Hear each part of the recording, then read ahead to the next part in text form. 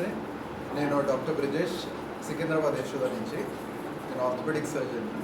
నేను స్పెషలైజ్ చేసేది mainly fracture ఫిక్సేషన్స్లో. So దాంట్లో ఏంటంటే హై ఎనర్జీ ట్రామా, అంటే టూ వీలర్ వర్సెస్ బస్సు కానీ మేజర్ ఫోర్ వీలర్స్ యాక్సిడెంట్ అయినప్పుడు ఫ్రాక్చర్స్ అందరినీ నేను యూజువలీ హ్యాండిల్ చేస్తాను. దీంట్లో మెయిన్ రిక్వైర్మెంట్ ఏంటంటే మనకు ఒక టీమ్ ఎఫర్ట్ అవసరం పడుతుంది. ICU physician, chest physician, surgeon and orthopaedic surgeon ఒక టీమ్ లాగా దీన్ని హ్యాండిల్ చేస్తారు. సో ఇది మా సెంటర్కి స్పెషాలిటీ, అంటే టీమ్ ఎఫర్ట్ ఉంటుంది.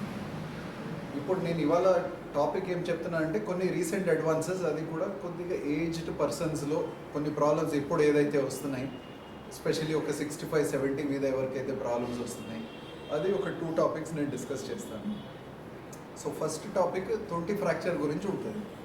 సో తొంటి ఫ్రాక్చర్ అయినప్పుడు యాజ్ అన్ ఆర్థోపెడిక్ టీమ్ ఎప్పుడు మనం దాన్ని ఒక ఎమర్జెన్సీ లాగా, ఒక హార్ట్ అటాక్ లాగా ట్రీట్ చేయాలి. ఎందుకంటే తొంటి ఫ్రాక్చర్ అయిందంటే ఒకటి బాడీలో బలం తగ్గినట్టు, సెకండ్ బ్యాలెన్స్ అండ్ కోఆర్డినేషన్ తగ్గినట్టు పేషెంట్కి, థర్డ్ థింగ్ ఏంటంటే మొబిలిటీ ఎఫెక్ట్ అవుతుంది, అంటే ఓన్గా చేసే పనులు అవన్నీ ఎఫెక్ట్ అవుతుంది. సో దీన్ని మనం ఎమర్జెన్సీగా తీసుకొని ఇమీడియట్గా సర్జరీ చేసేస్తాం.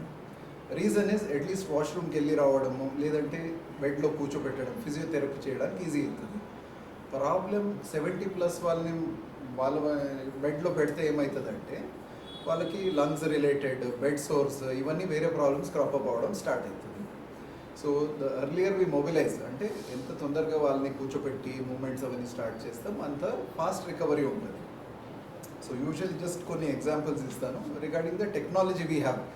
మన దగ్గర ఉన్న కొత్త టెక్నాలజీ ఏదైతే ఉంది దాంట్లో రిస్క్ తక్కువ చేసి మనం ఎలా ఆపరేషన్ చేయొచ్చు అని ఒక ఆప్షన్. సో ఇది రైట్ సైడ్లో మీరు చూసేది, ఇది హిప్ ఫ్రాక్చర్ ఆర్ ట్రొకాంట్రిక్ ఫ్రాక్చర్ అని చెప్తాం. దీంట్లో మనము 2 టైప్స్ ఆఫ్ ట్రీట్మెంట్ ఉంటుంది.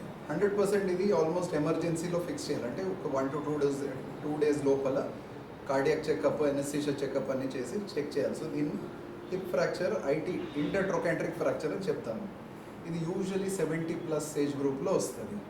మెయిన్ రీజన్ ఫర్ దిస్ బాడీలో బ్యాలెన్స్ తక్కువ అవడం వల్ల, అండ్ సెకండ్ థింగ్ ఇస్ బోన్లో వీక్నెస్ రావడం వల్ల ఈ ప్రాబ్లం వస్తుంది.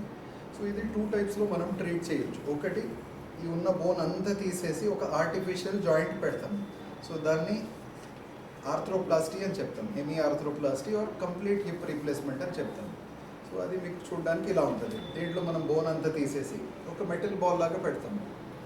దీంట్లో అడ్వాంటేజ్ ఏంటంటే నెక్స్ట్ డేనే నడిపియొచ్చు. బట్ ప్రాబ్లం ఏంటంటే ఇక్కడ మీరు ఈ గాయం స్టిచెస్ చూస్తున్నారు కదా, పెద్దగా ఓపెన్ చేయాల్సి వస్తుంది. సో అందరూ ఆ ఏజ్ గ్రూప్లో అది తట్టుకోలేరు. సో రిస్క్ తక్కువ ఉన్నప్పుడు ఈ ప్రొసీజర్ చేయొచ్చు. బట్ రిస్క్ ఎక్కువ ఉన్నప్పుడు ఆర్ ఏజ్ 90, 95, 100 దాకా ఉన్నప్పుడు వీ హ్యావ్ ఎన్ ఆప్షన్, దాంట్లో తక్కువ రిస్క్లో మనం చేయొచ్చు.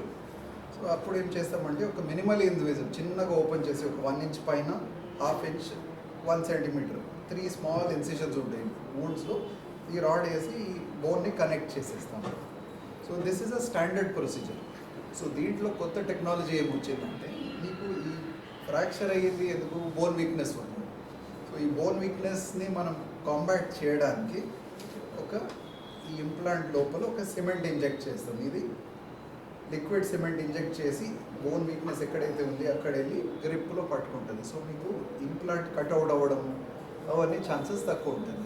సో దీన్ని సిమెంట్ ఆగ్మెంటేషన్ అని చెప్తాము. So this is one of the newer technologies ఇప్పుడు మన దగ్గర ఉంది. ఆల్మోస్ట్ ఎవ్రీ మంత్ 1 or 2 చేస్తున్నాము.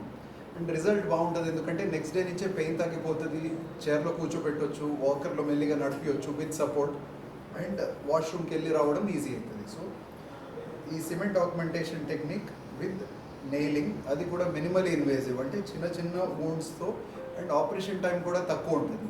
సో రఫ్లీ ఇన్ 1/2 hour to 45 minutes ఇది ఫినిష్ చేయవచ్చు మనం.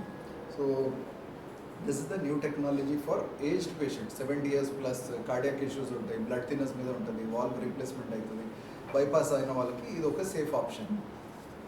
సో కాస్ట్ రఫ్లీ మీకు నార్మల్ సర్జరీ కంటే ఒక 30,000 ఈ సిమెంట్ గురించి ఎక్స్ట్రా అవుతుంది. సో గివ్ ఆర్ టేక్ ఒక 2 lakhs is what we expect. Cement వాడితే ఒక 30,000 ఎక్స్ట్రా, సో 2.3 దాకా అవ్వచ్చు. And this is a completely imported implant, Johnson and Johnson వాళ్ళది ఉంటుంది.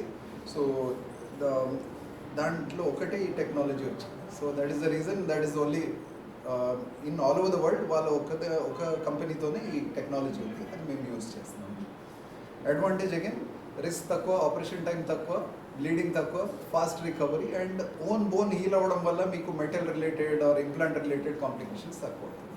సార్ లైఫ్ లాంగ్ ఉంటుంది సార్, మళ్ళీ కొద్ది రోజుల తర్వాత రిమూవ్ చేసి యూజువలీ ఎల్డర్లీ పీపుల్లో హిప్లో ఉన్న ఇంప్లాంట్ టైటానియం ఇంప్లాంట్ ఇది బాడీతో సెట్ అయిపోతుంది, మనం తీయాల్సిన అవసరం లేదు. ఏదైనా ఇబ్బంది ఉంటేనే, లేదంటే వెరీ మినిమల్ ఛాన్స్లో ఇన్ఫెక్షన్ ఉంటేనే వి విల్ రిమూవ్ ఇట్, లేదంటే లైఫ్ లాంగ్ ఉంటుంది. ఎంఆర్ఐ కంపాటబుల్, మీరు ఎంఆర్ఐ స్కానింగ్ అన్నీ చేసుకోవచ్చు. Side effects. సైడ్ ఎఫెక్ట్స్ ఏమి ఉండదు. ఇన్ఫాక్ట్ దీంట్లో సైడ్ ఎఫెక్ట్స్ తక్కువ, ఇన్ఫెక్షన్ రిస్క్ అవన్నీ తక్కువ, ఎందుకంటే మనం ఎంత తక్కువ సర్జరీ చేస్తామో అంత బెటర్ ఎఫెక్ట్ ఉంటుంది. సర్జరీ లేకుండా లేదు, ఎందుకంటే ఆ బోన్కి గ్రిప్ ఉండాలి. మెయిన్ మనము ఆ సర్జరీ చేసేది ఆ 2 బోన్స్ని కనెక్ట్ చేయడానికి. మీకు ఈ పై బోన్ని ఈ బోన్ని కనెక్ట్ చేయాలి. కనెక్ట్ చేసిన తర్వాత దాన్ని గ్రిప్ పెంచుకోవడానికి ఇంజెక్షన్. ఓకే, సో ఈ సిమెంట్ ఎందుకు పెడుతున్నామంటే బోన్ వీక్నెస్ వల్ల ఈ ప్రాబ్లం వచ్చింది. సిమెంట్ పెడితే కొద్దిగా ఇట్ ఈస్ మోర్ లైక్ మన నార్మల్ సిమెంట్ లాగే, బట్ బయోడిగ్రేడబుల్ సిమెంట్ ఉంటుంది. ఏది మోకాల నొప్పుల గురించి మెయిన్లీ సర్జరీ ఎప్పుడంటే పేషెంట్ హ్యాస్ టు డిసైడ్. ఎక్స్రేలో చాలా మందికి సివియర్ ఆర్థరైటిస్ ఉంటుంది, but they are able to live their life comfortably, పనులు చేసుకుంటున్నారు. Main indication మోకాల్ replacement